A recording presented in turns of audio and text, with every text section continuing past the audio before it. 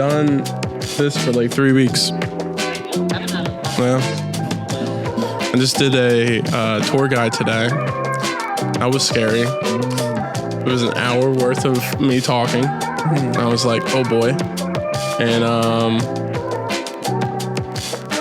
I haven't done that for a couple weeks. So Where that do was you like tour at? the Mercer Museum. Oh. Yep. So the main one, because there's multiple buildings. You have the Mercer Museum, which is Henry Mercer's museum. It's always been a museum. You have over 17,000 items on display. Those items considered to be tools. Definition of tools to Henry Mercer is anything that makes life easier. So, we just talk about the tools there, but also the history of Bucks County, and in particular the Don'ts, and their story and their legacy. And I was just like kind of blessed to be able to work there. And then we also have Font Hill, which is his home. And right next to Font Hill is the Moravian Moravian Pottery and Tile Works. Oh, wow. Which is his business. That's cool. Yeah. So he made all these tiles and stuff like that, and just like I don't know, a predominant good figure in Doylestown.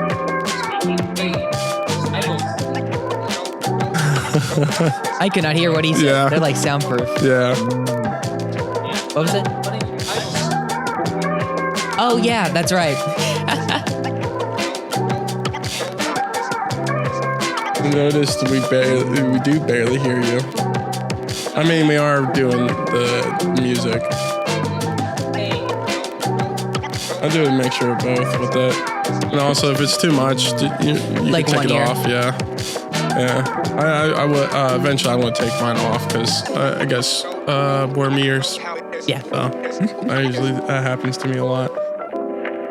But holy fuck. I'm dying. Sweet. Are we recording? Wow. Holy Christmas tree. Oh my gosh. This is crazy. This is number 6. Number 6. Next to 7. I was waiting for that. As soon as you said 6, I was predicting. Right. Nah, for real. Oh my God. You're an asshole for today. That's crazy. When at work, there's a room 67. Mm-hmm. So there's like, this is the bicycle room. So part of my script that I do within the Mercer Museum, I tell them about the bicycle Henry Mercer Road between each building, between his house and the Mercer Museum.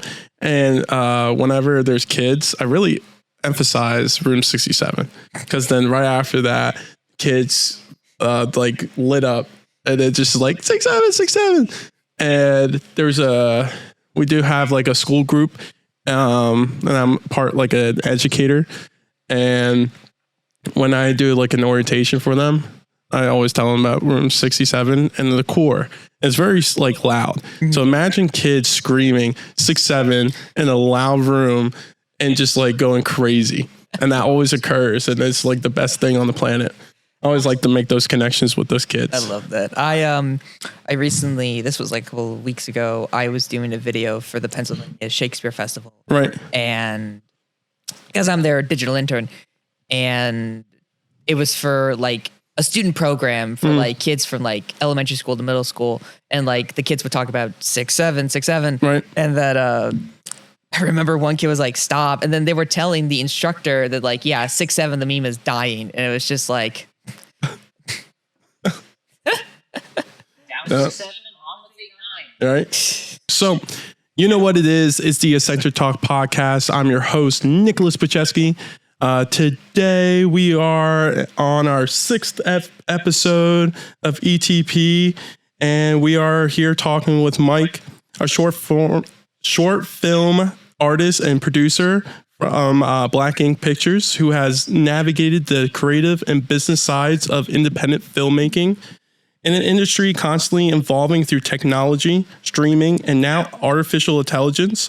Mike brings a unique perspective on storytelling, production challenges, and what it truly takes to sustain a career in film.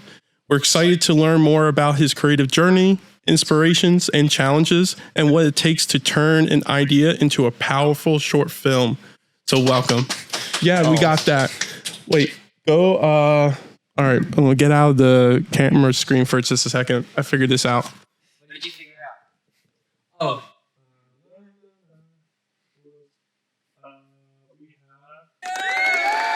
Yeah, we have applause. Yeah. I love that. So sorry, I had to do it. We were always saying like we need to get this the applause, so I got it to finally worked out. Well, I am so flattered. Thank you for having me. No, thank you for being here. Oh boy, it's funny to have you here because like the first time we talked, we were talking over the phone, and then Bryce is like, "Yo, I have a really good buddy that should be on this podcast." And I was like, "Who?" And he's like, "My friend named Mike." And then he, got you on the phone, and we were talking. And then one of the coolest things that I noticed when we were having a conversation is like your energy. It's like so high up, and it's so like kind of reminds me of one of my coworkers, Clint Flack. It's like contagious. It's like so upbringing, and it's really cool. I was very excited to see or have you on this podcast. So again, thank you for being here. Of course, you're gonna make me blush, man. Sweet. I love that. So let's get down to business with the first question. Oh, you're right. We haven't done this for a bit, so I'm out of sorts. All right. So the quote of today, it is not because things are difficult that we do not dare. It's because we do not dare that things are difficult. I kind of like that. Yeah. I like that a little bit. Yeah. Sends good vibes. Yep. I'm still figuring out what it means. Right. So what I'm thinking is trying to like say that, the difficulty of an assignment is up to your perspective of the assignment. I like that. I like that interpretation of it. I agree with that. I like agree that. with that. Yeah. Fuck yeah. All right. So back to the original plan with the first question. What originally inspired you to pursue short films and storytelling as a career? I've loved film since I was a kid. Yep. Mike's skipping. Let me start that over. I've loved film since I was a kid. They just bring me so much hope and escape in this world that I want to bring that kind of positive energy back to the world and maybe inspire the next generation of filmmakers that inspired me. But yeah, it's just not only a sense of giving me hope, but it's also very fun, and it helps me spread my love to others, and then they send their love to me, and it's a back and forth thing because it's such a positive thing, and the impact of film and art in general, not just in film, but theater and even painting, like that kind of love and passion expresses through the art. It's through the canvas. Right. And I want to give that back to the world. Right. I like that. You're good. All right. We're back in. We are back. All right. Sweet. Technical difficulties. All right. Sweet. My other question is, what do you think makes short films such a powerful storytelling format? There's a lot you need to do within that couple of minutes. So it really just tests your ability as a writer and a director to really express the story that you want. And it's impressive because, like, I want to say, like, in a film festival run, they typically don't accept films like past 15 minutes, right? Like on a mark, unless it's like damn good, right. Like phenomenal. So that's kind of the interesting challenge to tell. And there's like a billion different stories you could tell. You could tell through horror, like a slice of life drama, or just typically what I do is like these like genre based films, and a lot of short films serve as concepts or pilots. I know Whiplash was very famous for that because that one. Which one was that? That was. Hang on, I know what it is. I know what the top of my head is. Oh, I had the name and I lost it. It's a big film festival. Oh my God, I'm actually going to flip out at myself. I'm actually going to be upset. So what is? Yeah, Whiplash. Maybe we'll search it Is up. that a name of a film? But what is it? It's a popular. It's like one of the biggest. Sundance. Sundance. Okay. Oh my God, I blanked so hard. Tim Graham is going to kill me. Yeah, it won Sundance, and that's really what gave it like exposure to make it a feature. Okay. So short films really serve that kind of great purpose. But other than that, it's just like it just tells a story, Right. you know. And I think it just tests us as filmmakers. Right. Right.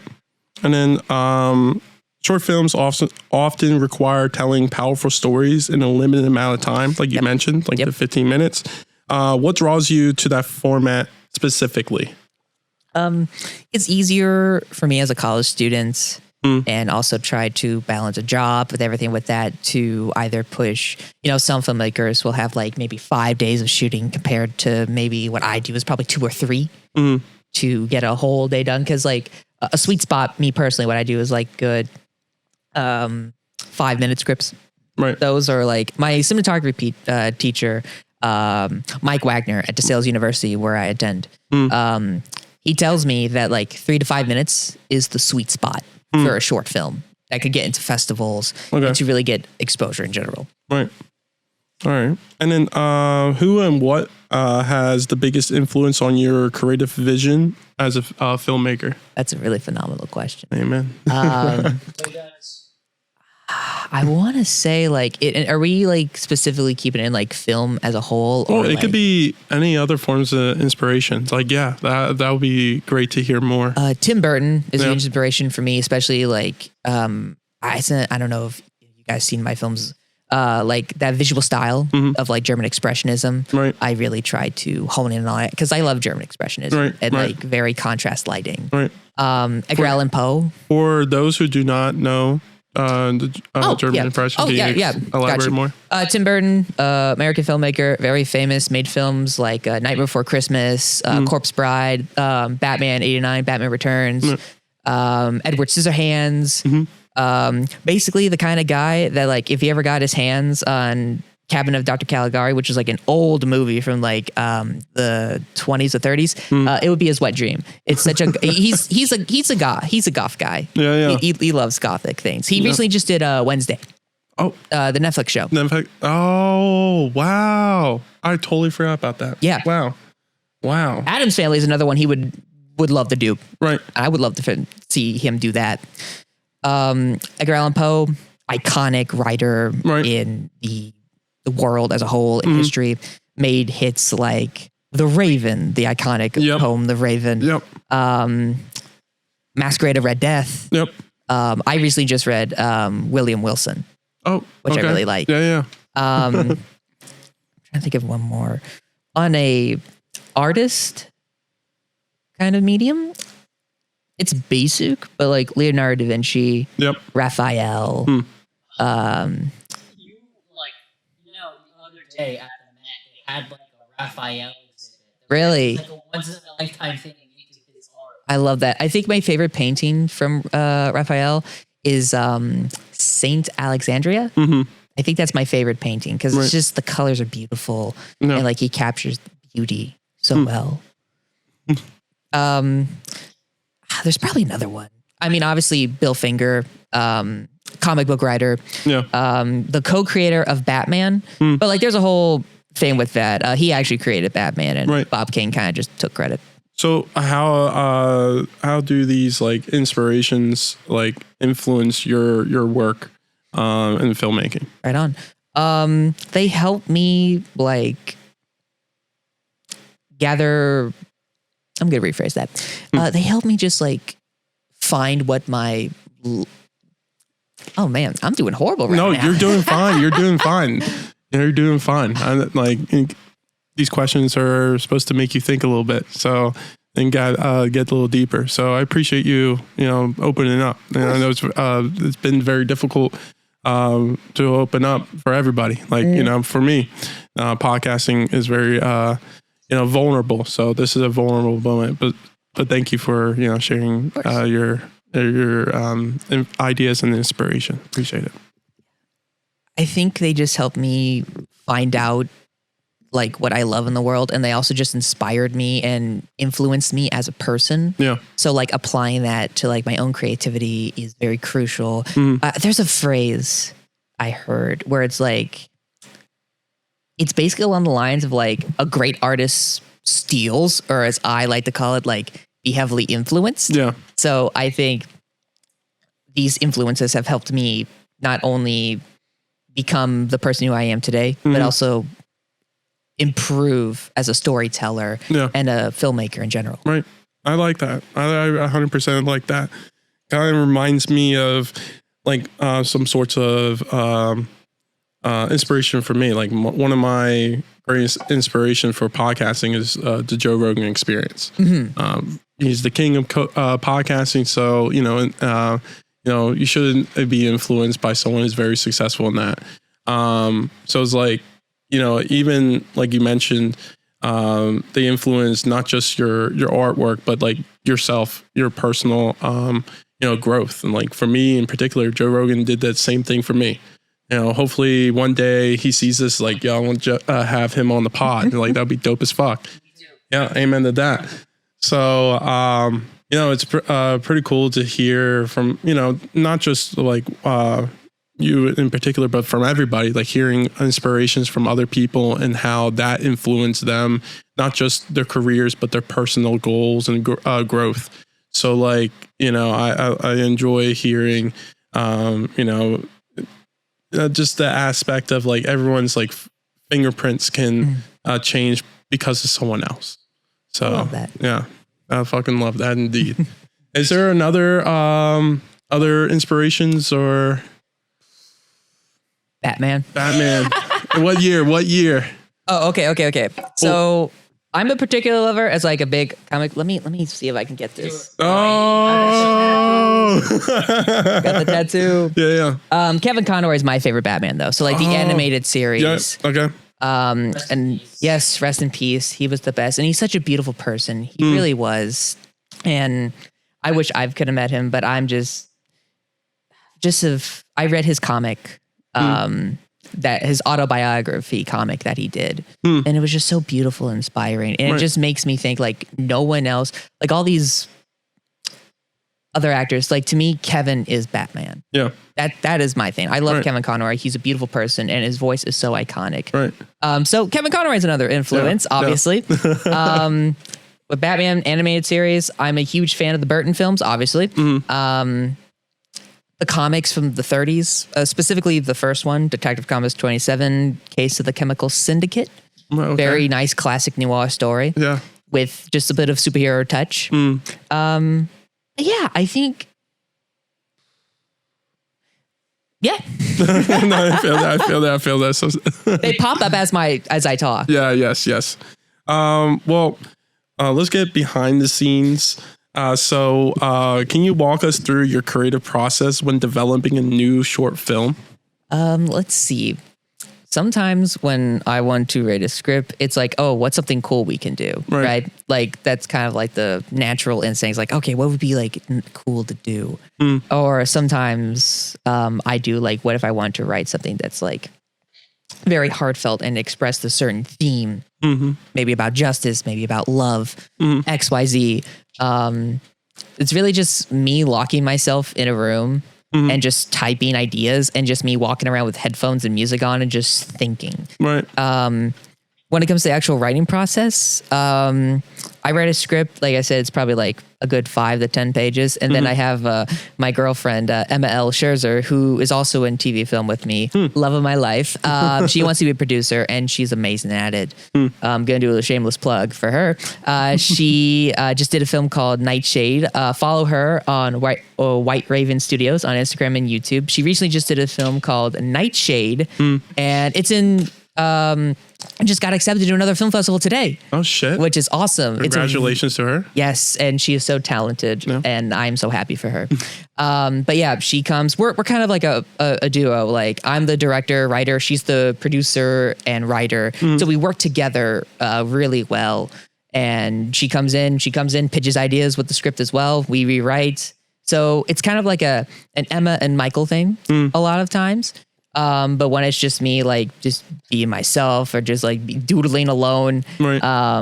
like I did with another film, Lampshade, which we'll probably get into in a little bit. Yep. But it's really just that process of like, okay, I have the script. I'm just going to do storyboards, which is like basically mapping out the whole movie and doing like shot list and then casting, finding locations first. That's important. Sometimes I write a film around a location of what I can get to. And that like visual scenery helps inspire the story too. Right. It's a very visual thing a lot of times. Right. Okay.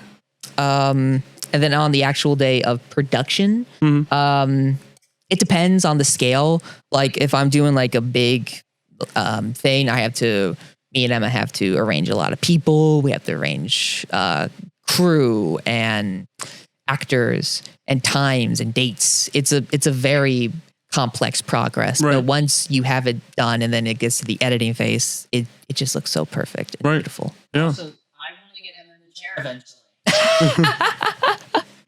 I like that. Yeah. So you mentioned your girlfriend and you working together. Is there ever like a scenario where I guess you guys butt heads or anything like the creative process? Is that like common within the field? Sometimes it's Oh yeah. When it comes to creativity in general, it's like everybody butts heads. Right. And even on set, like people like, I think we should do like this. And then you have, it's not only like between director and producer, but then you have the director of photography who's like the cinematographer. Right. Or even actors like bringing their own suggestions into the table, which is like, I think very necessary. Like it's a very collaborative process. Right. And excuse me. In one of our TV film classes, I believe the phrase, and Bryce, please correct me. The phrase is pay or play, which is like kind of a tactic. So like if we're actually on like a big budget film set and like having if we don't have that, we to have actors or people in general motivate, like they be a part of the creative process and then you have fun with it. Right. So like where everybody feels like they've done something with the film. Okay. Or, sacrificing their time and being on set and everything. Yeah. Oh, I like that. It's pretty cool that you mentioned that because like you're hearing from, your actors and actresses and other people part of the process. Like whenever I'm like listening to an interview of these actors when they go off script. Yeah. And when they go off script, sometimes it's better that occurred. Like, do you have like a memory or of that event where someone went off script and you're like, yes. So there was this one film called The Black Skull. It was with me and my brother. It's basically like, what if it was a short film with my brother. It was about FBI people. It's like, what if The Punisher and Damian Wayne's Robin mixed?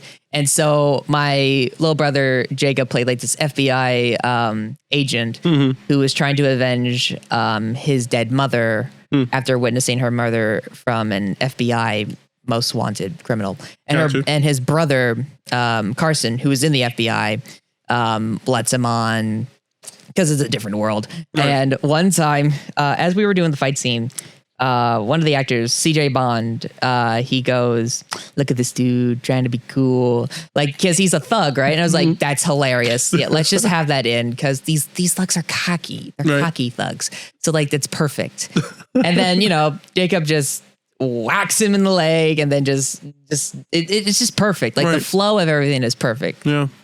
Have you, or was there ever an instance where, whenever you have someone like cross a boundary of like, hey, it's like, I love your ideas, but it's too much. It's holding us back. Yeah. If you could share a little bit of that story as much as you can. Or my other question is like, how do you deal with it or go, make things go forward smoothly? Just be cordial. It's like, I completely get that, but we're on a time schedule.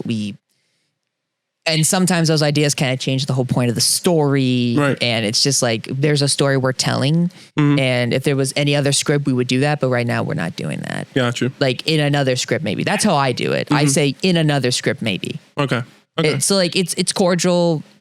It's just, you have to be cordial, professional. And it's like, you're not shutting down the idea, but you're also trying to bring awareness like, hey, we really can't do that because that doesn't make much sense to the context of the scene, or it's just plain old impossible to do on set within 10 minutes. Right. No, I got you. I know we mentioned earlier, like big egos and stuff like that. Like, how do you kind of navigate through that? A little extension off of what you previously just said.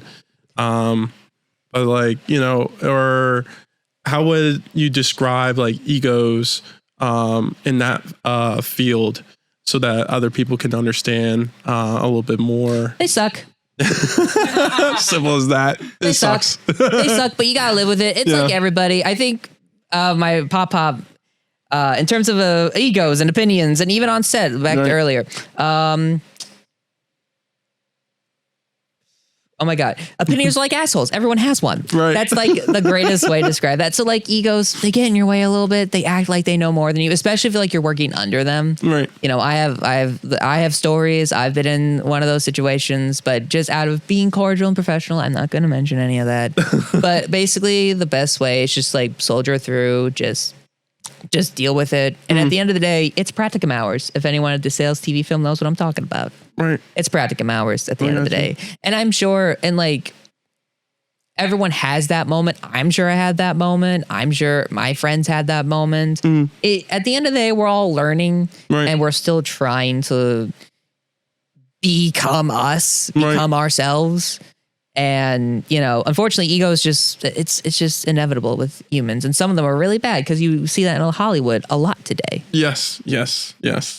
Absolutely. I can even agree with like the egos and, everyone has them. I went through, Bryce and I went through a situation with our old business partner where ego kind of got in the way. And it's not just from one point of view. Like we probably all got like egos that we threw into the melting pot. But it's just like, it's terrible because like we had something really good, but then it just split because it's like, all right, we're not budging. And, sadly for us and our project, like, we had to walk away. Did you ever have to walk away from a project because egos got a little too much? If it's outside of school perspective? No, I don't think so. I have fortunately not experienced that, but I have seen that a lot. My advice would just please compromise however you can. Yeah. Like we're all trying to achieve the same thing and we're all trying to do this. So letting yourself get in the way is probably not the best idea. Just work it out. Like everybody, we're all humans at the end of the day. We're all adults at the end of the day, or we should be. And old. I've had a situation where it was really horrible, and whatever that person's doing now, I don't know, nor do I really care, because like that person just went too far. Just don't let yourself go too far. Just please collaborate, because we're all adults, and and at one point we're all friends. Friends should be able to collaborate and have a conversation. People don't have a conversation. That's a problem. People just don't want to express. Like a lot of people want to be stoic, or they think like, oh, this is too degrading for me. No, please express yourself. I always say to everyone, it makes it worse for me when you don't tell me what's going on rather than putting it off. All right. Okay. So communication is very huge for you, right? That's the whole thing with the film industry. It's key. Okay. It's communication is the key. It's like a relationship. It's the key to a relationship on set, or a relationship to an actor or a crew member or your director of photography. Because like everyone has relationships in the film industry. Christopher Nolan always loves to use Cillian Murphy or Hans Zimmer because they just have a good relationship. Yeah. Right. Was there like a project in particular that changed your way of approach and filmmaking at all, or just like, I guess like, did it change your perception of like storytelling on top of that as well? Ooh, that is a very good question. Oh, I gotta think about that for a second. I want to say it was. So this was my freshman year. The last project of our freshman practicum. It was called The Forest Night. It was I did. It was a medieval like epic about basically what if Robin Hood was a medieval knight, and he's like forest themed. He has antlers on the helmet. It's on YouTube right now. Black Ink Pictures. Yep. Shameless little plug-in. Hello. That's why we're here. Yeah, absolutely.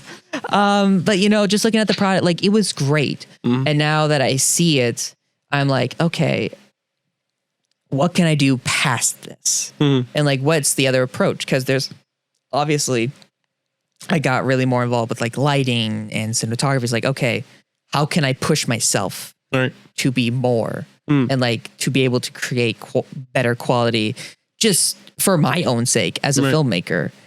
I remember when we were making Forest. I don't know if you remember this, but like you were home and we were hanging out and we were coming up. We were still coming up with Forest Night, and we like sat down in like your living room or something, and you were just like giving me all your ideas. You had a couple like loose threads that I was trying to help you connect. Yeah. Do you remember that one? That thing? I think I do. Yes, I think I do. It was also the day like I remember we were playing. I brought my lightsaber. Yeah, it was like during Thanksgiving break or something like that, Yeah. and we were just doing like he has like lightsaber duels, lightsabers. Excuse me. Well, they're duels. We just dueled out in my front yard. Like if anyone else looked at that, it'd be like, "What is going on?" But they know me. It's like, oh, it's just the Dugans. I like that. Oh yeah. So you mentioned Black Ink Pictures. Yep. So if you can tell the audience a little bit more about Black Ink. So like, what does the name / brand represent? It represents my love for German Expressionism and like Gothic Gothic visions or visuals in general. Excuse me. Yep. Awful with words tonight. And it's just like it just like rang with it, like Black Ink Pictures. Like it was just a ring because that was at the time where I was making Forest Night. Like I didn't have a production name yet, so I was like, I'm trying to come up with a production name, but like what sounds like me, like doing something like Lucasfilm with like Dugan Films. Like it doesn't really like catch on, or Dugan Productions. Like that doesn't really catch on, and it's actually heavily advised to never use your name as the production company. Yep. Unless you're George Lucas. Unless you're George Lucas. I agree. That's an exception. That is the one exception. Otherwise, nah. Yep. But just like Black Ink Pictures, just like it just rang. Right. It just rang. No, for real. I agree with that. And so, what makes your platform different from other platforms? Well, I like to tell a variety of stories. Sometimes people like to tell like the same kind of story over again, or like not really explore different genres. With me, I like to explore like different things. Like it could be FBI film one day, or medieval knight in the other, or psychopath that has an obsession with playing cards, or a retelling of an Edgar Allan Poe, or even a twisted comedy where someone abducted a hostage and they forced them to be part of their twisted sitcom. Really? All right. I like that. I like that. Wait, which one was that? Sitcoms. That was my second project in my practicum. I don't think you've seen that. I have not. It's on YouTube. It's on the YouTube. YouTube. Yep. I'm like mentioning the channel later. Yep. Yeah, I enjoyed. I think I forgot the name of it, but it was. What is it? When you did Zorro? Oh, Zora. Yeah, Yes. Zora. Yeah. Yes, Zora. That Yeah. was a fun one. That actually got like over 1,000 views, which was like a big milestone on my channel. Yep. Yeah, that was fun because it was like for the North Silesian Film Festival, which is held at DeSales University. It was like something like my own silly little take on Zorro. Yep. And it got into the festival. I was like, all right, and let's see how it does on YouTube. Does pretty good, apparently. Yep. I like I think one of my favorite like part of the video or the film is when you were using shadowing.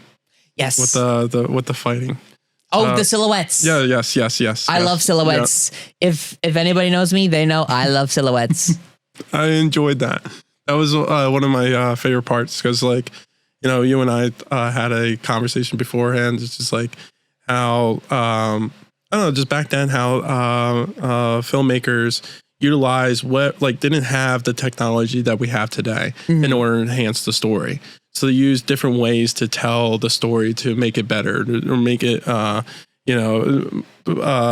enhance the shot. So it's like really cool to see like you using some aspects of that in order to make your films like really good. I enjoy it. Like I watched a good portion of the ones on YouTube. I don't think I didn't get to the ones that Bryce sent me earlier, but I watched the YouTube video, so I'm like, oh shit, this is pretty dope. Thank you. So props to you. I think Bryce was bringing up one. Oh shoot, he's bringing up sitcoms. Oh shit. He's Zora. Okay. Yeah. And we'll watch it a little bit. Okay. And I watched your announcement. Oh yes. So. For those who didn't see his announcements, and other videos that he posted, do recommend watching it. So, sadly, I have to talk over this because the copyright situation. Oh yeah, of course. So you can move a little bit closer, some of the shot, or forward a little bit. Elise Discafani, who plays Zora, she's awesome. Right. And she really had a fun time doing this. So who is all of your cast, if you can give them a little shout out? Yeah, so that's CJ Bond in the blue button up. Bond's Vids Productions. Go subscribe to him. And Elise, she's a medical major. Okay. So, but she really had a fun time doing this. Right. And the sword choreo, that was from, the swords were from Ali Hunsaker. Who has his own YouTube channel. Yep. He goes subscribe to him. But yeah, this shot here, it was very fun because I love those silhouette shots. Right. And doing sword and action choreo in general. And I tried to do a little bit of more visual storytelling with that shot because you see those newspapers on the wall. So. Oh, newspapers. So sorry. See, and with this film, I learned a lot with this too. And it's like, okay, angles and more visual storytelling because I could have zoomed up on those newspapers. Right. And was the newspapers? They were all like on the wall during the wall shot. Wall shot. Yeah. To be fair, the shadows were covered them, so it's kind of hard to see them. So was this anything for class or is this like this on your own? This was personal to. This was actually the first time I used the Sony FX3. All right. You can tell because I used 16:9 aspect ratio, which is like a typical. I do not like 16:9. I prefer using the cinematic Cinescope 235:1 aspect ratio, or even 4:3, which is like that classic vintage TV aspect ratio. But yeah, there was also little changes I had to make. I wanted to do like a Z carving on his neck originally, like they do in the Mask of Zora, Mask of Zora movie. But I decided to use a coin because the North Salesian Film Festival is a religious film festival, and they wouldn't really tolerate the blood, the violence and the blood and everything. Yeah, they were like that. I had to also throw in like a Live Jesus quote. Yeah. So what was this film festival that you had to? The North Salesian Film Festival. Okay. This was also hosted by DeSales University, and jump scare. So what were you saying? Yeah. Yes. So it was held by DeSales University. It was like one night. Right. They have like people all around the world submitting. And it's basically a religious film festival celebrating the Word of God. All right, got you. And I just wanted to make a cool action film. Yeah, I like that. What other film festivals were you a part of? So this year, actually, I have a much higher rate. I got accepted into the Allentown Film Festival, held in Allentown for my film Nevermore. Which was an Edgar Allan Poe adaptation, and another one. Right. Thank you. And then the other one, I'm also in the Eleanor Rose International Film Festival, which I believe it's their second year, and I have 2 films in that. Okay. Congratulations on both of those. So is there something like you get out of it besides just putting your film in the festivals? Like, well, they do offer awards, but typically a lot of film festivals, like they have a certain vibe. Mm-hmm.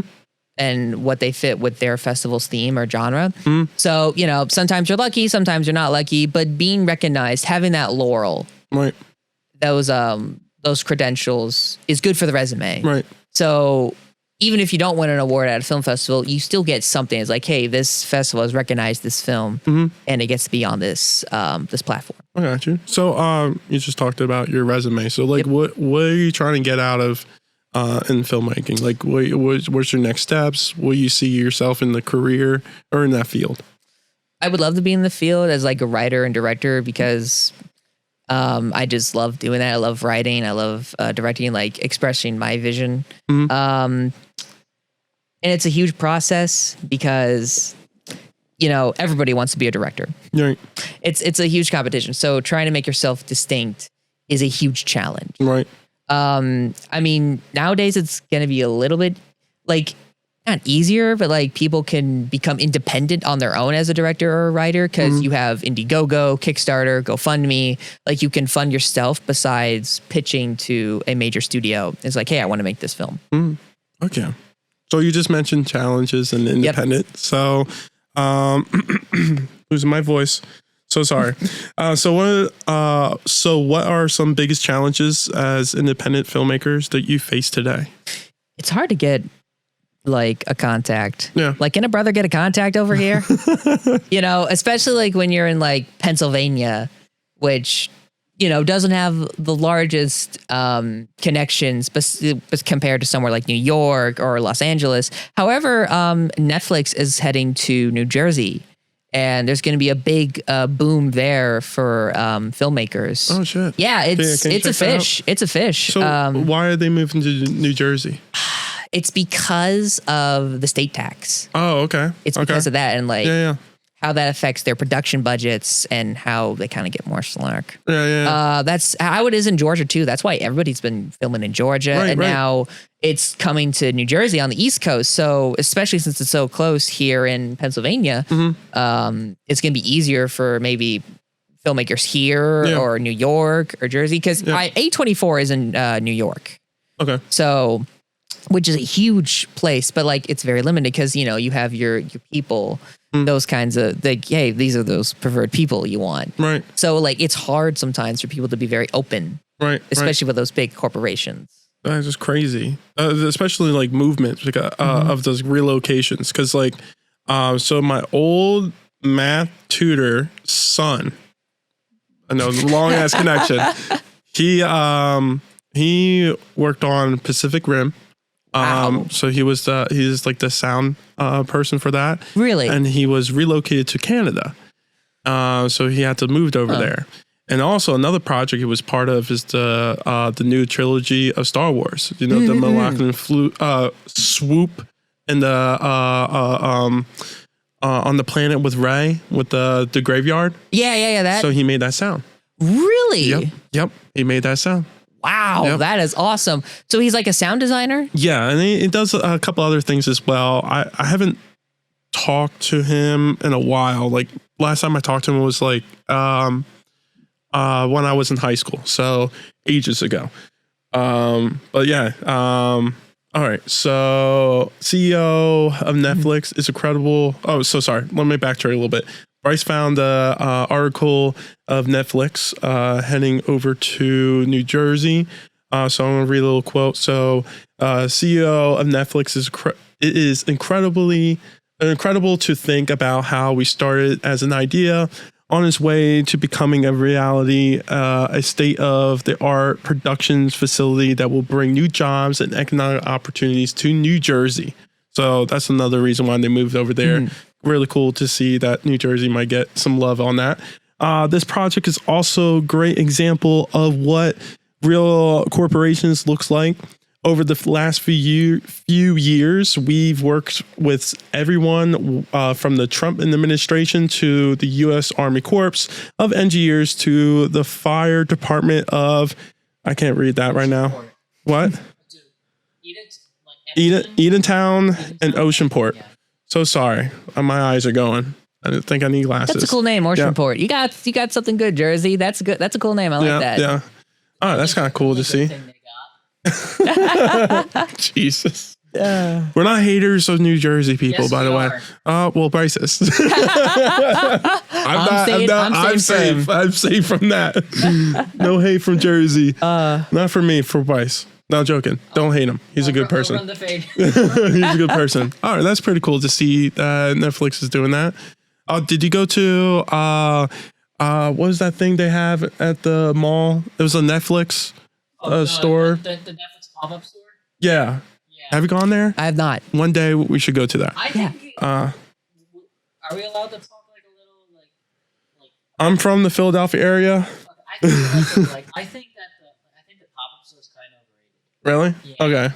Because it's like I feel like Oh. it just kind of exists to just like promote like their properties in a new way. Like I feel like Right. it doesn't really offer anything outside of that. Got you. I thought you were gonna say you were talking about where we're at, like living. I thought so. Sorry, I heard you wrong. I barely can hear you on the. So sorry, Bryce. Yeah. All right. Yeah. I go back and forth with the pop up store for sure. What's your opinion on that?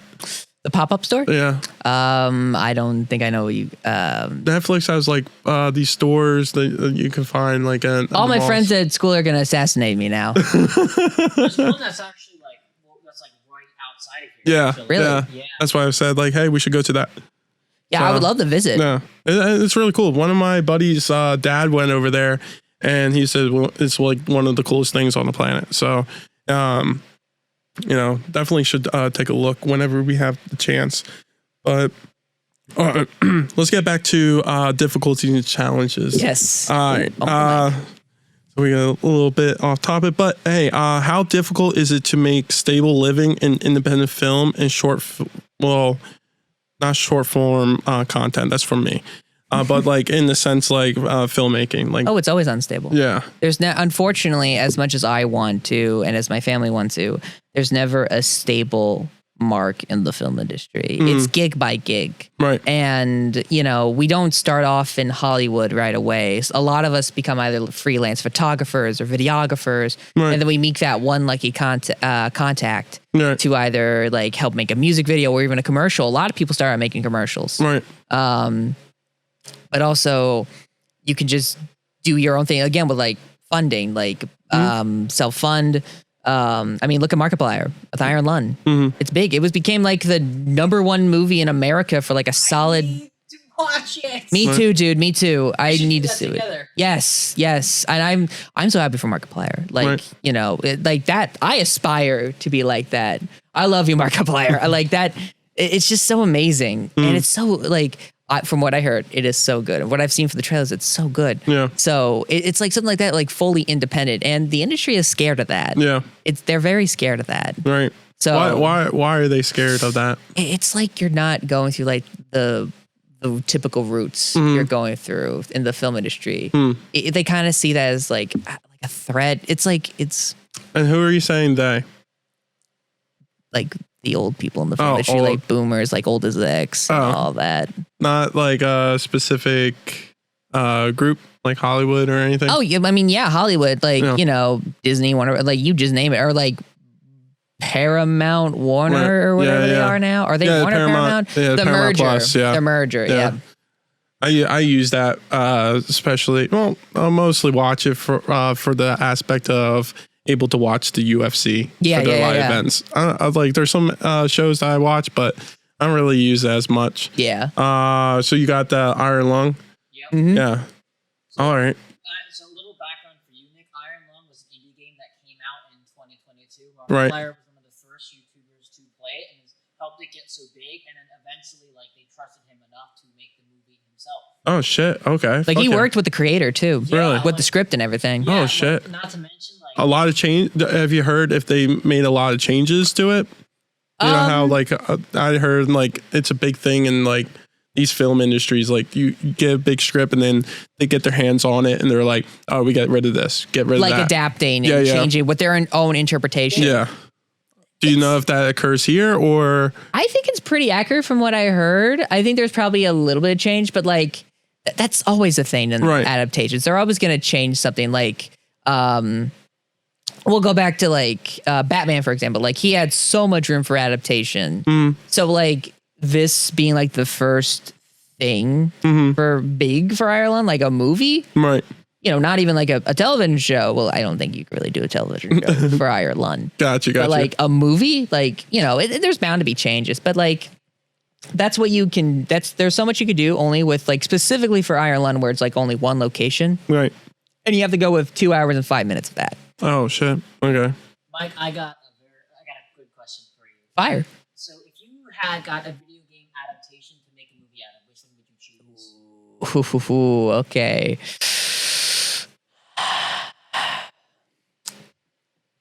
I'm trying to think. Like, I really feel like Halo needs another chance. Halo needs another chance. Yeah. Okay. Amen to that. Right. Amen to that. It needs another chance. I really do think a proper like movie would probably help. Yeah. Halo. It's like Halo is also just like one of those things where there's just so much lore to it. And Yeah. so many things that they can do, and they fucked it up. They fucked it up the moment that Master Chief took his helmet off. Yeah. Yeah. I wish, you know, another video game I wish it comes to life is Gears of War. Yes. I like that. I haven't played the recent game, but I like the older first like 3 video games of it, you know, showcasing my age. But you know, I love those video games in particular. The video game that I was wanting to be a show already became a show, and it's Fallout. Yes. Yep. You know, Fallout is pretty big for the film industry too, because, TV film, because they actually used film for, I believe, the first season of the show. But what was really crazy about that was they use the volume, if you know what that is, background. The volume, or as like we call it, the virtual production studio. Okay. Where it's basically like you watch Mandalorian. Yeah. Do you know about like the screen background? Yeah. It's that. Oh. Okay. And you would use like a digital camera, which we connected to what we call like a star, like a star system or a star grid, and they would track it. So then when you move, the environment or the wall or the world moves with the camera, like it's an actual set. Yeah. So I said, underline, I said digital. Yeah. They found a way to do that with actual film stock footage. Like they were actually able to use film. Like they used film with the virtual production stuff when they did. Jesus. Which is like amazing. And it's like, I never heard of anything like that before. Right. And, you know, film costs so much. Right. And, you know, with a digital camera like we use now today, you could let the camera roll for hours and hours to do multiple takes. But with film, you have only so much that you need to get right to it. You get to the takes. You need to really hone in. Or lock in. What's this? Yeah. Just like This is the article. Oh, this is the Fallout. All right. All right. So this is the what's this from? Before. Oh yeah. That shit worked with me here, buddy. Oh yeah, it is from. Before and afters. Yeah. All right. So going back to Fallout. One virtual production set made significant use of LED wall imagery. For the moment Lucy leaves the vault to enter the wasteland, the design was based on an entrance from Vault 76, the game, and design was very beautiful. Discusses Worth. The only thing there was on the day was the elevator, the floor, and the bridge, and the vault door. Crazy, isn't it? Yeah. Wow. Okay. Is this new in the field and in technology wise? In terms of the volume? Yeah. It's I guess to some it's kind of fresh. Like the first like major use of it was on The Mandalorian. Right. Because especially when not only because of like green screens issues, but like with the pandemic Right. in terms of making content, they use the volume a lot. And they also use actual practical items on set. Like if you go to an episode, what was it, Bryce? You know this more than me. Like episode 3 or whatever, like they're in like, I don't know. Yeah, but like they have stone, actual rock there. But then a lot of it's also on the volume. Yeah. Well, I mean, I don't think Revenge of the Sith didn't use a volume. Revenge of the Sith used green screen. Yeah. So like the concept of the volume like probably wasn't even like used like a lot until Mandalorian, because like green screen was the name of the game back then. You know, because like you see Marvel movies, like all it is a green screen and some mocap suits nowadays. And then they just have the VFX artists and animators working tirelessly and in horrible conditions. Right. Not horrible conditions, but like, no, pretty bad conditions. Okay. Like they just are not in great shape. That's why they just form unions. Right. They just form unions for it. Yeah. And hence the writer's strike. Yeah, writer's strike. The writer's strike. There was also the actor strike. Yep. Which happened because of streaming services. Right. That was like 24, I think. Are you talking about the writers or the actors? Actors, I think it was 24. That was 24. I think writers was probably 20, 21 around there. Around there. Yeah. Yeah, that was, something. And didn't that have any other correlation with like AI and stuff like that? Or is that something entirely different? I remember seeing an article. I'm trying to remember off the top of my head. Yeah. It's been a freaking minute because yeah. Yeah. Well, before we get involved with that, I just more curious on the aspect of like, we were talking about challenges. Like, do you ever had like this thing like a writer's block or like the creativity block? Like all the time. How do you get over that? If you have. It's music and also just looking at other stuff in general, like watching movies or sometimes I could put on something completely new and I've never seen before. And I'm like, oh, I like that. Right. And that helps you with the creative flow. For me, a lot, it's music because I use music to help me write the script in my head. Like when you're writing a script, it's a very high thing where like you don't think of a specific like soundtrack as you're writing the script, because what if you can't get the rights to that, and then when you shoot it that way, always secure your music rights, your sync licenses and master licenses in like pre-production or even as you're in development. But I just listen to music and Sorry, when you refer to the actor strike, the only actor strike I'm finding for 2024 is when video game actors went on strike. I remember reading that. I think there was something else with, I don't know if it's 2024, but I know that this is where I'm coming with the AI, because there was something with AI with that. Or I'm gonna try 23. Yeah, try 23 and then also jump 25 as well, just in case. Yeah, because it happened during a summer, I remember. Yeah. It happened during a summer, so it was probably 23. Sorry about that. You're good. Got you. But so you also are like, this is your junior year right now for school? About to be a senior in fall. About to senior. So, if you can look back,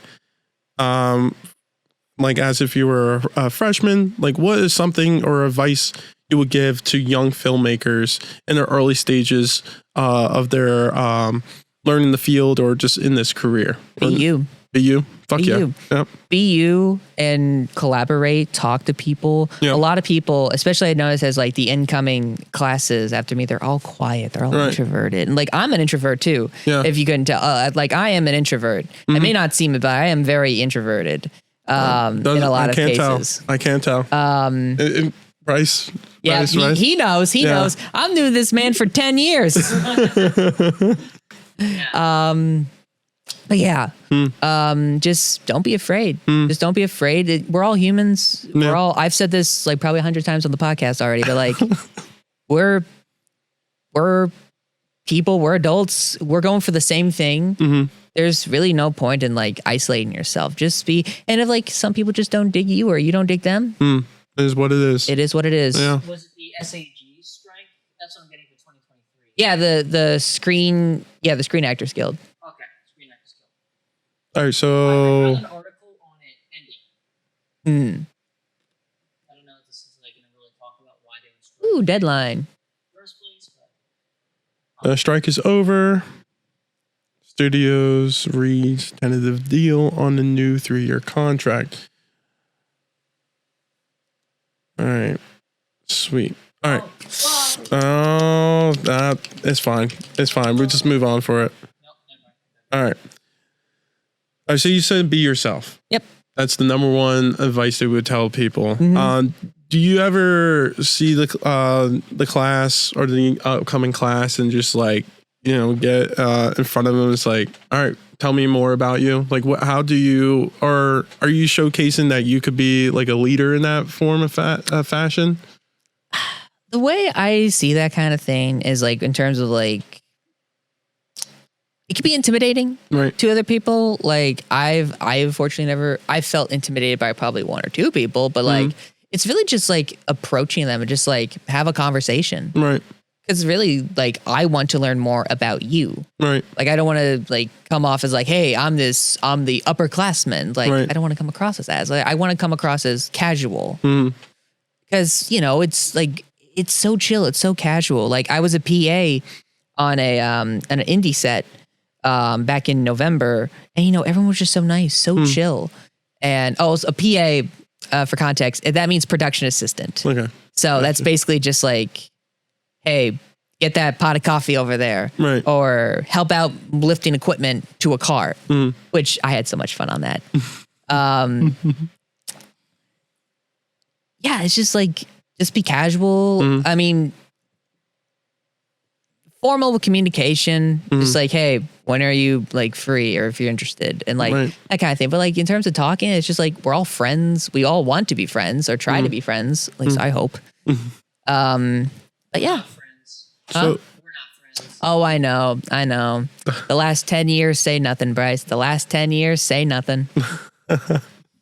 so do you ever look at that class and say like, oh, they're going to have some sorts of difficulties because of like their personalities, or is it like you also see like, or let me ask another question, like what are some difficulties and challenges that you would have to face, and then you will also see that they will have to face in the future?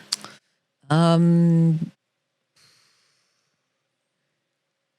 world changes, and like, so our school changes. We've recently just had a big thing in our class change where it's like our senior capstones or seminars, which is like this big project that we'll vote on. And, you know, that's not usually that would happen in the spring semester, but they moved to the fall semester now. Jeez. Oh, that's mean. Right. But that's also at the same time where we have a production management class where like our final projects get screened at our local AMC. And that's when our documentary classes are taken at the same time as well.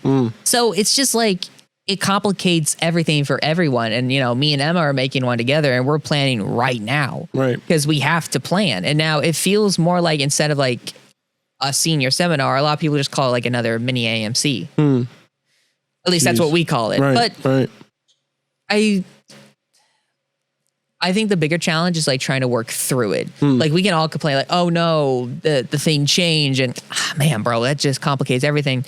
The real challenge is going through it. As saying like, oh man, that sounds like a challenge, like going through the challenge. Right. You know, because you got to arrange cast members and also doing that during the summer where everybody's like, not around. Yeah, doing their own thing. So emails and text messages and all that is heavy. And like, we don't even know what's going to happen with that. But that's also like we're trying to work with each other. Like in the fall semester, we're all going to meet up and try to schedule times for everybody. It's like, okay, this person's filming that week. That person's filming that week. Maybe that person just needs a day and they'll be filming that day. So it really just compromise and have a conversation and work through the challenge. Right. And sometimes people clash over it. And then sometimes really people show their egos through those clashes. And, you know, I can go on all day about that. I feel that. Something is very striking is the aspect of like time management. And first of all, I can 100% say this and guarantee there's a lot of people that has some difficulties of dealing with time management. Yeah. Like, what are some advice that you would give to people in our age group to become better in that? Well, personally, Emma is better at that kind of thing than me. But I've also had to lock in a lot of times. No, I feel. So it's really just schedule yourself and try to do it. Right. Like, just push yourself a little bit. It's just that matter of thing. It's like the next step's not going to come out of nowhere. So you just got to push yourself and be consistent. That is the name of the game. Consistency. Consistent communication, consistent like checking, or it's just consistency. Okay. That's key. All right. Do you ever feel like, or is there ever a moment where when you say checking in, that you like call the person too much is like, and they get like upset because of that? I feel bad, but like I'm the kind of guy that's like, hey, if you have a problem, please tell me. Right. And like you can tell that through like tone of talking too. So like it's really just like social awareness. Okay.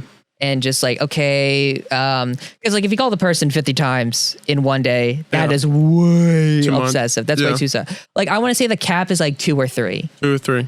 And that's like between hours. Yeah. So like say like, okay, I tried calling this person like an hour ago. That didn't work. Sometimes like I personally just do like 1 call a day and 1 text a day. Okay. It's like treating it like an email. All right. I got you. So kind of answer my question, but I also like would like to go a little bit deeper into the challenges within the field. Like what are those challenges and that you face today? I mean, where to start? Yeah. Like, are we talking just like in general, or like say if I'm doing a class project or if I'm doing something personally? I would say let's focus on the field, not just in school. Yeah. So, I mean, in general, that. It's really just organizing, especially like when you're outside of like school where you have more resources available to you. But like by yourself alone, say like you're trying to fund something, you got to do marketing for that. Right. And like the world is just like in a very messy place right now. Right. And it's like, it's hard to really push yourself further up there. But, it's just to try. And it's very hard because like 50,000 people want to try and be the next, let me think of like Martin Scorsese or Steven Spielberg or PTA, who just won the Oscar for One Battle After Another. That was the film. Yeah. Okay. So sorry. My memory is sketchy. Yeah. It's just like trying to do it yourself is challenging, but that's where the fun comes in with that challenge. Right. If that answered the question properly. I have answered that. Challenging. Yes. Yep. The difficulty. A bit of a side topic. Speaking of Spielberg, Mike, have you watched Schindler's List? Have not. I fucking cry every time I see it. Oh, okay. It's so fucking beautiful. I actually saw it for the first time in my Holocaust class. Really? You've never seen it before? Yeah. My parents are kind of difficult with those movies. They don't always like to show them. Because, Yeah. Hard emotion. It's a sensitive topic. No, for real. Yeah. No, for real. 100%. That is 100% true. Wow. That was his college project, believe it or not. Really? Because like he went back to film school a little bit ago, and then like he needed to do his I guess capstone or seminar, and he made that. And I think he won like best picture, I believe. Yep. Like that's amazing. No, 100%. Yeah, he did win that. And honestly, I can kind of like relate it to your style a bit because of how color is used in that movie. Where, Yeah. You know how the majority of it is black and white. But the little girl wearing red. Right. The little girl wearing red, not to mention the 2 scenes that are in color, which is the shoppers at the beginning, and then when everything ends and you see all the Schindler descendants visiting his grave. I'm sorry, I got chills when you were describing that last scene. Always knocks me out. Me too.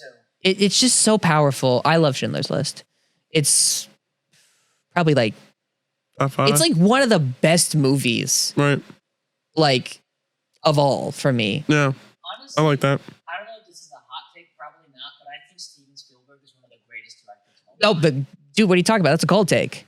Good. That's a cold take. What are you talking about?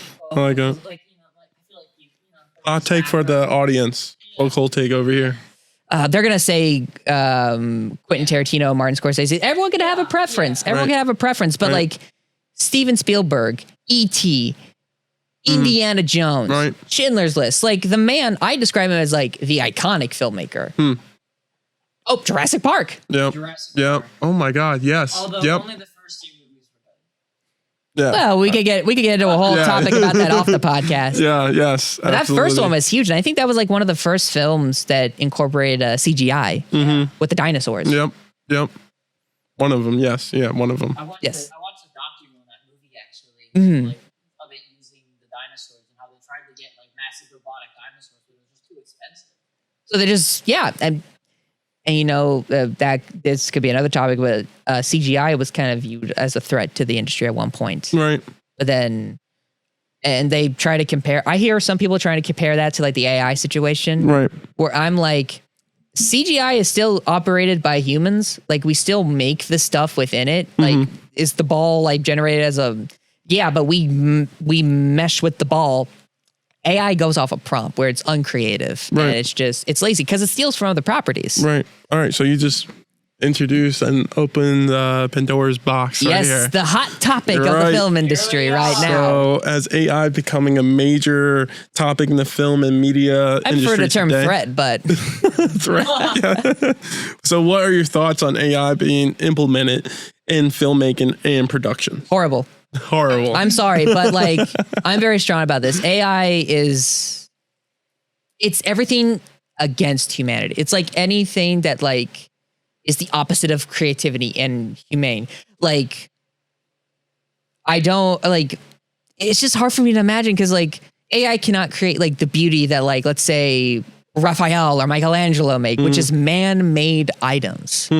And you know, film is a man-made thing. Right. And like having like this AI that's just like it does it all for you and you just type in a prompt. It's like it just drains everything. It drains your creativity. You don't get a chance to really play with these tools. You can, at least with like CGI or using programs like Blender or Maya, like you can create shapes. You can create the characters or animation rigs. You can create the animation. You can't do that with AI. You just tell it what to do with a prompt and it'll probably steal from like a Disney movie or a Pixar movie, whatever you want it to. Right. And it's also like another thing is it takes the satisfaction away. Like, It does. Yeah. You and I, we both slaved over plenty of projects in the day, and it's just like have like spent blood, sweat, and tears on shit, and then felt so satisfied once we were done. And it's like it's almost a crime because it robs you of that feeling of satisfaction. It's the satisfaction of like you did this and we did this as a group because filmmaking is not just a solo thing. Right. It's a community. It's your team. So I think AI just robs everything and it makes people lazy. Yeah. And you know, there's so many other topics you go to, chat GPT and everything. I remember back in high school, I was in, I think, an English class and our professor or teacher, I keep getting it switched up. High school's not the same as college. Anyway, so I'm just so used to saying professor now. Yeah. They were telling us about ChatGPT and everything. And I also did my own research and some of them can actually like write screenplays. Yeah, I saw that. And I remember one guy in the class was like, yeah, they're not gonna, AI can't do that. Or like, you know, people are not gonna like take that. And then, there's this animated movie called Critters. Look it up. Critters. So like they take these, I think sketches or drawings, but then they put it through an AI machine, like AI. And then it's going to do all the animation. Excuse me. It's going to do all the animation. It's going to do all the AI voice acting. And it's just like, it's going to be released in theaters soon. And, you know, that's going to be the biggest joke in the film industry. That thing is going to crash and burn because no one wants to see that. It sounds like a joke. It sounds like it can't be real, but it is. Sadly, I do have to say in this sense, like AI's in the podcasting field and like media content. And it's kind of weird to think because like people do watch it for some reason. There's voice actors, even in the music productions, like Bryce and I got fooled one time. listening to this one of these songs, and I'm like, oh, it's really good, and then turns out it's just trash. So if you pause that, yeah. It's not trash. The fact that it was like AI created, I was like, oh shit. Like, I don't know if I should like this or not, because it's like, now when I re-listen to it, like I don't really feel the feeling of the artist. Like usually artists, like in music, we had like Yates on the podcast, like he put a lot of passion and his feelings and emotions into his work. Now with AI, I don't feel the emotion. It's just like it's not there. Well, it doesn't have emotion. It's generated by a machine, and it just steals from other content. Yeah. It kind of reminds me of like the other day I was like on a massive car ride with my dad, and he had like some music made from one of his old friends, like back in like the 90s. And like the emotion, my dad was like explaining the emotions that his friend was feeling when he was writing those songs. And as I was listening to them, I was hearing exactly like what he meant, and just like, and then like sometimes like then you hear an AI song, and then it's a discounted version of that. It's like it's not even that. It's the same kind of like drum beats, and then like, oh my god, the AI pop song sounds all the same. Right. And I just want to make something like clear real quick. Okay. Now, there's a huge, because AI is unfortunately, for some things, are becoming a tool. There's a distinction. I hate generative AI, which is what this stuff is. Okay. Where it's like they put it in a prompt and then makes the art and the animation. Now, when it comes to like maybe like audio isolation or something like that, where like it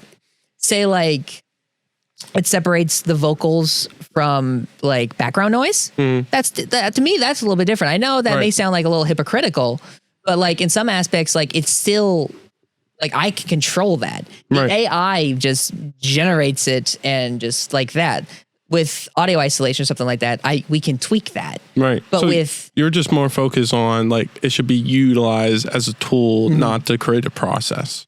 Okay. And it's being, and people use it in Photoshop. Yeah. Like say like there's this really cool shot. Let's say picture this wide shot, right? Say like the telephone pole lines are the subject, creates texture, and then you have balance with the two wooden poles. Okay.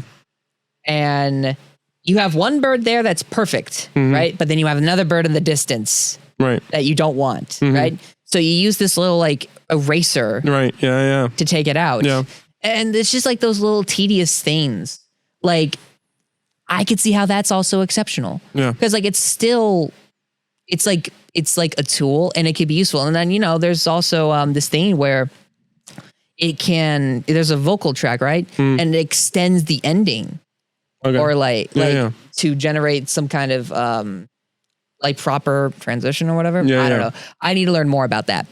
But it's like to me there's a difference. Yeah, there's pros and cons. I think generative AI though is the hugest issue, because like AI voice acting, AI video, AI music, like all that is bad. Yeah. Like as a tool, like, and like, I don't know, like, I think I understand and I relate to what you're saying. Like if it's like AI or something like that, but like used as a tool to me, right. Compared to like it's fully generative, it's like it's making everything. To me, there's a difference. All right, I feel that. Okay. All right. Do you ever, like, you and I had this, us three were having this prior conversation about how, like, the Oscars and an AI. Now, you mentioned that if there's, like, an actor, the actor can't win an award, right? Is that like, if it's a film that uses AI or something like that, like, they just won't get nominated. It just won't get nominated, which is good. Right. I have not seen this. Okay, so she's what Tilly Norwood basically is an AI generated actress. Yeah. Is that like the no, that's not like that. Never mind. So that's she's a huge in the Hollywood in that film. She's not a human. There's also other aspects of it. Like there's some podcasters that are just all AI generated. I heard they can't win awards, but the fact that like bonkers me is that I can't really confirm this, but they can generate money and able to get money from producing and podcasting. And then that's what we have to deal with now is like, this is already a cutthroat business, just like filmmaking. And on top of that, we actually have to compete against AI in this field, which is like, even bonkers. Cause like, maybe sometimes like we mess up on a conversation. Some people like judge. For AI, like they can be perfect in conversations. But that drains the humans and the personality out of it too. Cause like, I remember there's this podcast that's becoming really big. It's called like Great Escape or something like that. There's like these, search that up, please. It's like two nerds going at each other, and usually they're like perceived like L takes. Like Hat Guy, or I think the other guy's name is Andrew. I don't know the other guy's name. I know Hat Guy. I only saw a couple clips of that. I was like, what the fuck is this? But they got good takes. I think they got some good takes. Yeah. But, absolutely. Oh, is that them? So that does not look like them. What were we saying about it? But like if it was if that was the kind of thing, but it was like AI people, it's not the same because like they have actual emotion, like they have a personality to them compared like that AI does not have. Yeah. So I mean, really, AI is screwing us all over. I think we should all band together as. Not to say, we're trying to fight AI, but like, I do feel like certain, like if AI is getting into our industry here in our fields, like this is bad for us. I think I'm getting the name wrong. Wait, I'm going to be unprofessional for a second. I'm going to look it up. I think it's the Great Escape. Yeah. All right. A couple Great Escape and, I just saved one of their reels recently. Got you. I'm so sorry. No, you're good. You're good. That You're podcast. good. No, you're good. They're not going to hate us too much. They're going to say, fuck you guys. They're going to be like, fucking losers. They're going to be like, this fucker can't remember our channel name. Yeah. I mean, there's so many podcasts. Like, there's honestly like so many different episodes or platforms. It is definitely a they're getting semi-big too. Yeah. Oh wait. What? I think I found them. Do you know who I'm talking about? Is it these guys? These guys, yes. The great... The Escape Pod podcast. Yeah. Oh my God. I've seen these guys. Yes, these guys. Yes. I saw that one. They also like him screaming. A lot of these guys who also have shorts channels too. We'll get there soon. We'll get there soon. It's a process. Yes. Production is fucking crazy. Slowly. Yeah. It's just snails here. We're definitely snails. No, I like that. I love personality. Yes. That's one of the coolest things in podcasting is just seeing these people's personalities and just like, I don't know, kind of relating it to them. And then I think the coolest aspect is certain podcasts in particular, it feels like you're with them. Yeah. And you're laughing. It felt like you're connected with them or one way or another. And you feel like you're part of the conversation, which is the dopest thing on the planet. But also, like when you laugh, sometimes you can pause it. And then in the sense, like, this is what I do. This is how psycho I am. I pause it and then I have my own opinion to it. And I like conversate with them. Weird, I know. Oh no, I do that. We all do it. All right, cool. That just means they have the great personality. You mentioned Joe Rogan. Yeah. Like these guys, like they all have personality, and AI can't really do that. No, for real. It's just reading a script. It's like a cold read. Yeah. But like it's significantly lamer. Yeah. Like I don't know if you guys know those channels that used to read all the Reddit stories. Yes. Like I think we all had a phase where we'd watch all those channels and like we go back to this day. Yeah, it's like death scrolling. Yeah, it's like death scrolling. Yeah. Like I remember when I was a kid, those channels were human read. Now it's AI. Now it's all AI. Now it's AI. There's even there's this channel that I still go back to. It's like D&D Reddit stories. It's called Crit Crab. Shout out to them. I guess. But they to this day they're still making those kinds of videos and they're still using they're still reading the stories. Not to mention they have a whole avatar, give their own takes on what's happening in the story, and all of that kind of stuff. So it's I kind of miss that, so to speak. Yeah. It's also Yeah, like the AI is just not. It's just the AI like Reddit story reading is like an easy like engagement farm. Yeah. And I think what bothers me the most with all that in particular, it's just like those people who are behind the screen or whatever, they're just able to benefit from it. Yeah. And here we are, other like podcasters who showcasing their personality, being vulnerable here, open to be scrutinized by the audience one way or another. But they're behind the screen, just reaping the rewards, like making that money, and just like, hey, I don't care if people shit on this. Like, it's not me. Like, it's not them. It's someone like an AI generated person. So it's like, they have no affiliation or connection with it besides of just making money or just creating a prompt with it. Yeah. So it's kind of scary. The Fruit Long Island series. Not on top of my head. No. Wait a minute. Is this? I feel like I heard this before. Gotcha. Oh, it was like. So you mentioned AI, and it's also with the creative writing aspect that's being implemented. You also mentioned the idea that Hollywood or for awards and wouldn't accept it. I also saw this interesting article in the early stages of AI being implemented in filmmaking, in the particular. Oh yes, I've seen this. And there's even crazier stuff. Yes, yeah, I know what you're talking about. Ugh. Yeah, bonkers. Yeah, Like there are people that are actually excited for the next episode. yeah, it's ridiculous. No, yeah, that's on them. That's definitely on them. And there's this other form that's getting popular. It's called vertical filmmaking, where basically you just make a whole film on your phone. Yeah. Well, but also in that aspect ratio, like that phone aspect ratio, 9:16. Okay. And apparently there's a huge thing. There's series about it and everything. Really? And it's just ridiculous. Is there any like? Oh, I was gonna say. All right, got you. We'll pause real quick. All right, we'll be right back. All right, so we're back. Yep, I'm back. To it. So we were just talking about All Fruit's story, and then you mentioning AI 6 with the phone, right? Oh no, that was like a completely different thing. It was just basically people make videos on their phones. Like in a phone app, and they make short films with it and everything. Gotcha. Post it on Instagram and everything. Yeah. So that kind of vertical filmmaking with also they do with AI, where they post it on things like TikTok, Instagram, right, where they try to build a following, or because it's more convenient for the people because they're on their scroll, doom scrolling for hours on end. Yeah. So they come across that.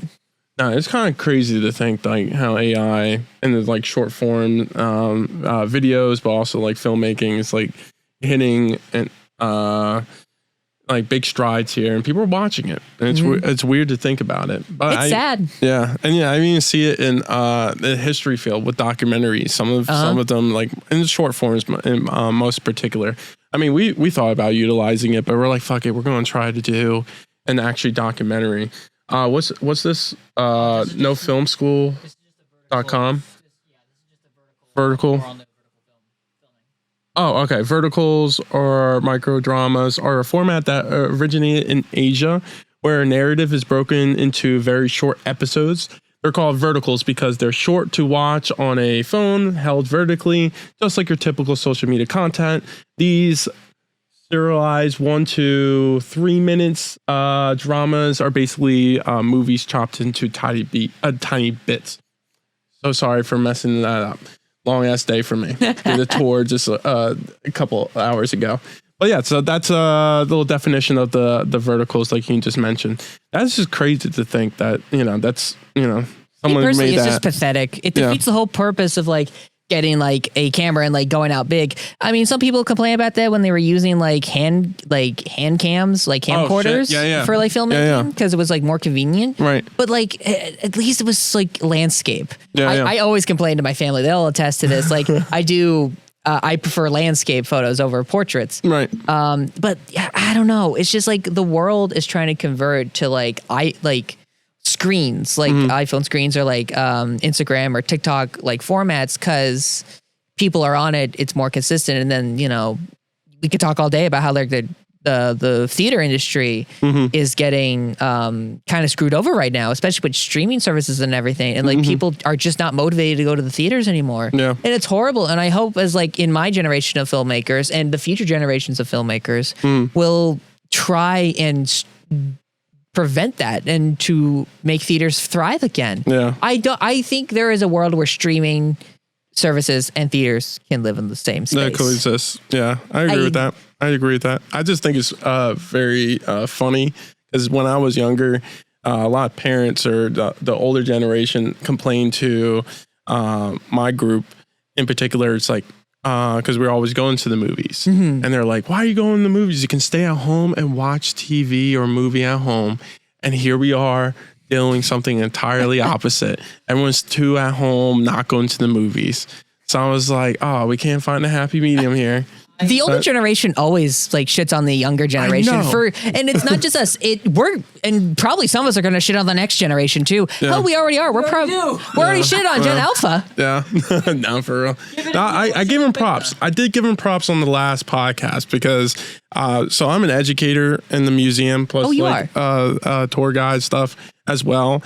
So I do like a little tour on them. They're very intelligent kids. Like I was shocked about it. I'm gonna be honest with you. So I was telling them about the Dones in particular to see if they believe they were heroes or villains. But they already have this pre-notions like it's up to you. It's like depending on which side of the winner or losers. They already had this. And I was like, what? In my mind, I'm like, what grade are you guys? They're 4th grade and they're already thinking or might be more intelligent than most kids. And well, I hate to say kids in my generation because I'm not kid. Well, I'm kid, right? I'm young, right, Bryce?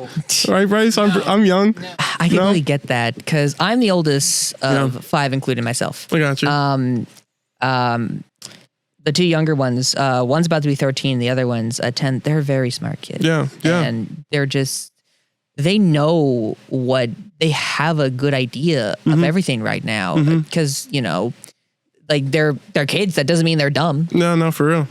And I just hate that like all the generations treat the younger ones as dumb. And we're doing that with film too, especially with like this rapid pacing where we're thinking the kids don't understand and they can't understand like complex storytelling. That's something I want to change too. Like I want to like there's just a way because like kids in the 90s, 80s, they all absorb this. And what makes this generation different just because kids are on Instagram, TikTok. I always go back to those 2 because those are big with like content, filmmaking. I don't even want to call that. It's like short form content. Short form content. Yep. You don't want to label it filmmaking. But all right. So as we conclude the podcast, Michael will be on another podcast in the future. But we're going to finish off with the 3 questions I usually ask my guests. Fire away. So looking back at everything you've been through, what's something you're most proud of that people might not see? You got me with the first one already. Yep. Repeat it one more time. So looking back at everything you've been through, what's something you're proud of that people might not see?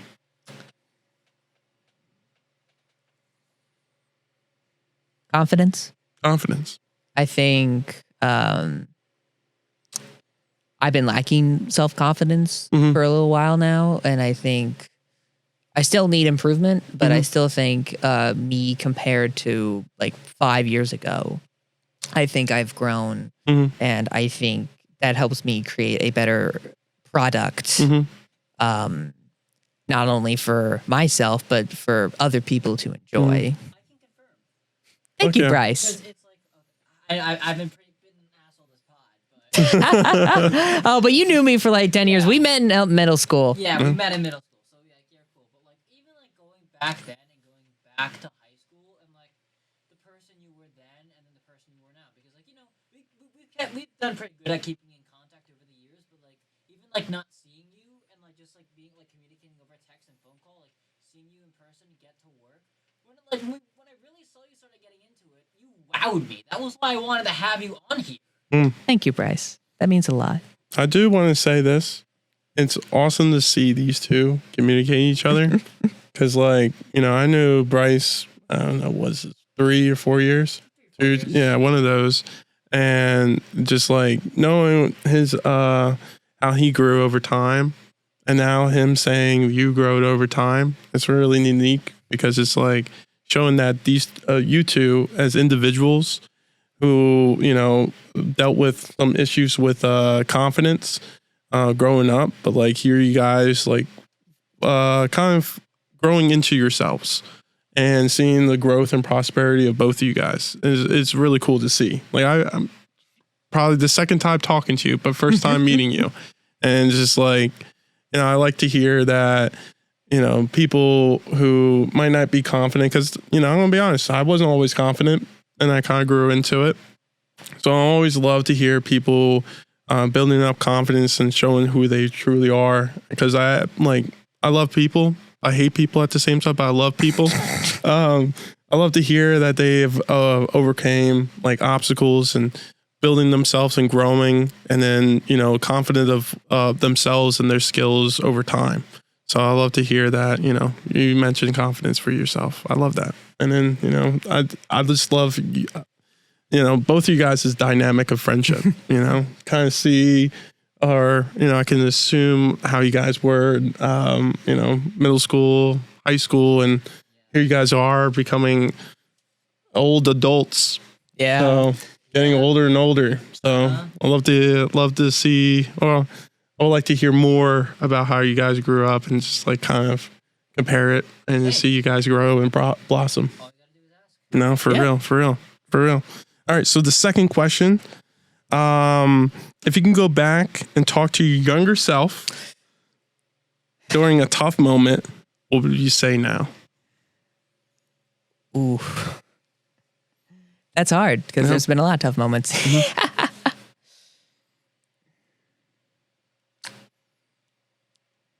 I guess that, and this could apply to anybody, that there will always be someone to love you, either in a relationship or a best friend or a parent. Even though it doesn't seem like that, there is someone still with you, and never doubt yourself or tell you what you can and can't do. Yeah. Because it doesn't matter who you are, what you are, you're still a person and a wonderful person. So, and that applies to everybody. Yeah. Just be you, be kind, and just be there. Yeah. Fuck yeah. Hell yeah. Fuck yeah. Hell yeah. Fuck yeah. Where did we hear that one from? That's from Shorzy. There's like a hockey Oh, my show. dad loves that show. Yeah. When he says that, like, hell yeah, fuck yeah. When he said it in this like Midwestern accent, I'm like, yeah, I like it. I'm going to take it. So I've been using it recently, trying to put it in my vocab. Yep. Hell yeah, Yep. fuck yeah. Hell yeah, fuck yeah. Well, you actually answered the last question, or, I hope this is the answer, but was the one mindset or reminder you tried to carry with you in the negative when negativity shows up? I like that, what you just previously said. So we're going to end it on that. Because, I think that's a message that hits strong. And hopefully whenever someone hears this and hears that message, they can bring them out. So, all right, sweet. So that ends with the conclusion of the 6th episode of Eccentric-Talk podcast. Definitely check Mike on Black Ink Pictures on YouTube, which we will have his links on our bio. Reminder on that. So see you next time. Thank you guys so much. Thank you.